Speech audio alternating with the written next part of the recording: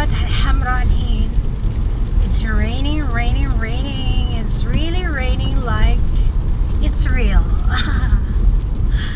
Well, it's a long time since the last rain experience. So, this is like so much bringing joy in me.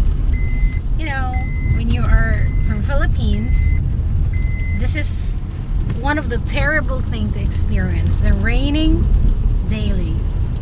But when you are in United Arab Emirates, oh my God, they pray for this. They would kneel down long and recite so many prayers just to bring the rain, and there you go, they have it. I'm sure that they're celebrating right now. It's just amazing, right?